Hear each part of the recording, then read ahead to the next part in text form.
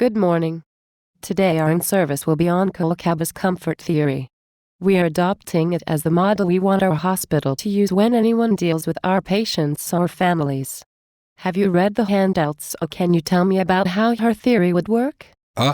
No. Okay, I will tell you about her theory. Kolcaba defines comfort as the immediate experience of being strengthened by having needs for relief, ease, and transcendence addressed in the four contexts of physical, psychospiritual, sociocultural, and environmental.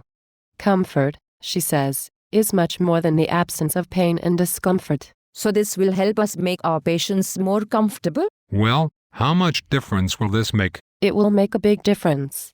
Not only is it the moral and ethical thing to do, but from a healthcare professional point of view we are determined to provide the best patient outcome possible. This is impossible if patient comfort is not a number one priority of our patient care.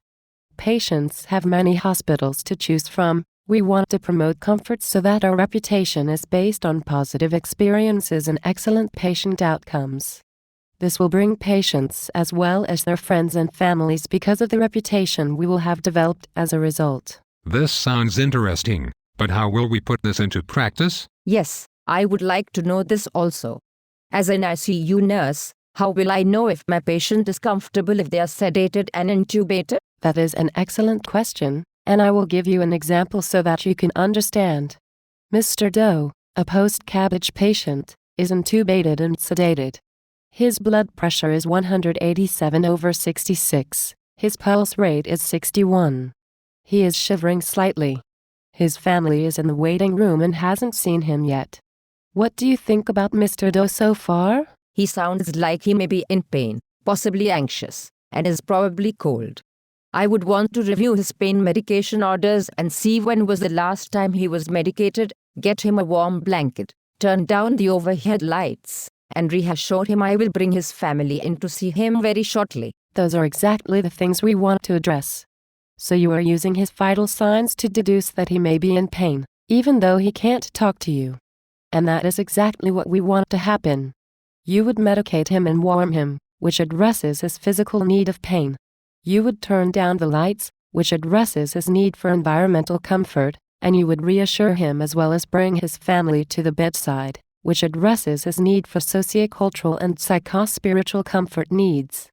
Perfect. So I would assist with these items by writing PRN pain medication orders, non-steroidal anti-inflammatories, and make sure he's monitored for early weaning off the ventilator? Yes, physician buy-in is very important in implementing this. We really want you to consider orders that allow our nurses to provide comfort measures in those 4 areas without constantly bothering you for extra orders. And you can see from our example that although it is harder to measure comfort in a nonverbal patient, it can be reduced through other means like vital signs. Will there be other benefits to the patients besides just being more comfortable? The theory of comfort also states that patients who are comfortable are more likely to engage in health-seeking behaviors. These, as you know, can determine their level of wellness, or even their peacefulness with impending death. So a patient who has their needs for comfort addressed will be more likely to do what is best for them. What about those patients we simply can't get comfortable? What about those patients? That is where kolcaba's concept of transcendence comes in. She describes transcendence as the ability to rise above discomforts when they cannot be eradicated or avoided, such as when we get Mr. Doe up after surgery. Yes, he will be in pain, and we will not be able to medicate him well enough to avoid that, or he will be too medicated to get up at all. What we can do in that case is to explain that he will be in some pain, that it is normal and cannot be avoided.